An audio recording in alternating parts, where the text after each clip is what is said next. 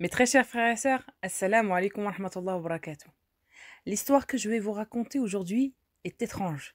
Il y aura parmi vous qui y croira et d'autres non. Et peut-être même que c'est arrivé à l'un d'entre vous. Dans cette histoire, il y aura beaucoup de conclusions. C'est pour cela que je l'ai choisie en particulier. C'est l'histoire d'un jeune homme qui s'est marié avec une femme qu'il aimait beaucoup. Ce jeune homme raconte: Nous étions fiancés pendant une longue période et nous nous aimions beaucoup. Cette femme avait beaucoup de qualités. Elle était très intelligente. Mais après que nous nous étions mariés, la situation a changé complètement. Et ma femme a changé de comportement. Tout ça est arrivé après qu'il soit arrivé quelque chose au beau milieu de la nuit. Nous étions en train de dormir quand ma femme s'est réveillée en pleine nuit. Elle est partie dans la salle de bain et dès qu'elle en sortit, j'ai remarqué qu'elle avait complètement changé depuis cette fameuse nuit. Et quand je lui ai posé la question « Qu'est-ce que tu fais debout en plein milieu de la nuit ?», elle m'a dit qu'elle nettoyait les toilettes et la salle de bain. Et elle a pris de l'eau bouillante et qu'elle a versé pour nettoyer le sol. Depuis cette nuit, ma femme a changé de tout au tout. À chaque nuit, ma femme se réveillait terrifiée et morte de peur, car à chaque fois, elle faisait des cauchemars horribles. Et quant à la journée, elle était anxieuse et morte de peur. Et à chaque fois, elle trouva un moyen de s'éloigner de moi. Et quelques jours après, j'ai été surpris que ma femme était enceinte. Et je me suis dit, c'est peut-être à cause de cela qu'elle a changé. Et des amis m'ont dit que toujours les débuts de grossesse étaient difficiles. Les femmes sont parfois très étranges. Alors j'ai été très heureux d'être papa. Après que j'ai attendu que les 3 premiers mois de sa grossesse passent, sa situation n'a fait que s'empirer. Et ma femme commençait à faire des choses très étranges. Et j'ai commencé à voir les premiers signes de sa folie. Mon Dieu, ma femme commençait à devenir folle. Et quand je lui mettais le Coran à la maison, elle s'enfuyait. Et sur son corps, des plaques rouges apparaissaient. Et je me disais, mon Dieu, mais qu'est-ce que je peux bien faire pour l'aider? Je m'inquiétais beaucoup pour elle, et j'avais peur pour mon bébé. Et les médecins me disaient que tout allait bien. Mais moi, je savais qu'elle n'était pas bien. Mais elle n'était pas bien du tout. Une personne de ma famille m'a conseillé d'emmener ma femme chez un imam qui connaissait bien la sunna du prophète Mohammed sallallahu alayhi wa sallam. Car le Coran est un excellent remède. J'ai emmené ma femme chez l'imam et je lui ai tout raconté. Alors il m'a dit que ma femme était possédée par un djinn ashiq. Ça veut dire amoureux. Oui, ce djinn était amoureux de ma femme. J'avoue, quand l'imam m'a dit ça, je n'avais pas très bien compris ce qu'il me racontait.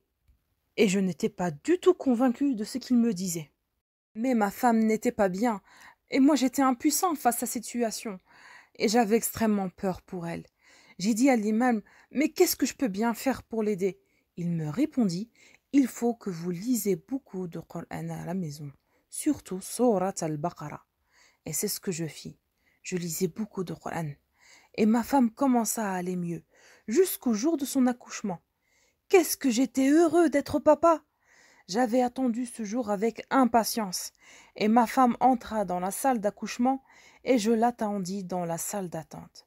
Après quelques heures, le médecin vient me voir, avec le visage dépité. Il me dit « Qu'Allah te vienne en aide !»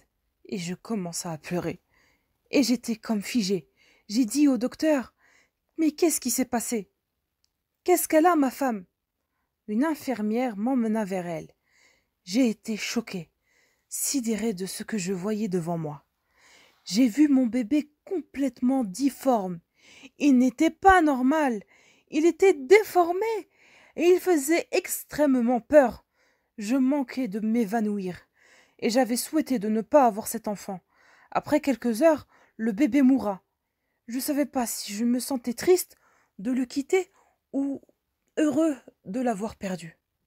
Et je ne sais pas si en fait c'était un djinn qui avait fait ça à mon enfant ou si juste par coïncidence.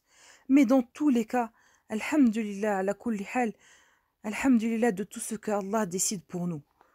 Ce que le musulman doit savoir dans cette histoire, que oui, il existe bel et bien un djinn qui s'appelle Jinn al-Ashiq, amoureux. Ils tombent amoureux des personnes en regardant leur corps. Alors, si vous changez de vêtements, n'oubliez pas d'invoquer le nom d'Allah pour que le djinn amoureux ne soit pas en sa possession. Et si vous partez aux toilettes, n'oubliez pas d'invoquer la dua des toilettes. Et ne vous regardez pas dans un miroir tant que vous n'avez pas dit l'invocation d'Allah. Qu'Allah nous protège d'eux.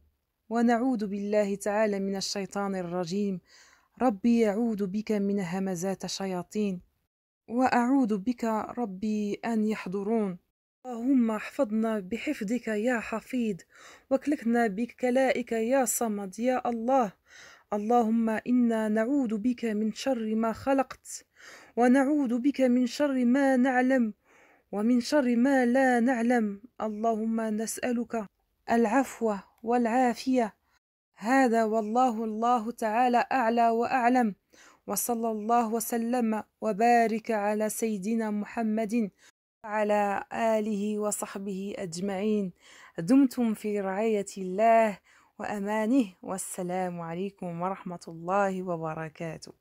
Très chers frères et sœurs, n'oubliez pas de liker et partager la vidéo pour m'encourager à faire d'autres vidéos intéressantes, Inch'Allah. Au plaisir de vous revoir.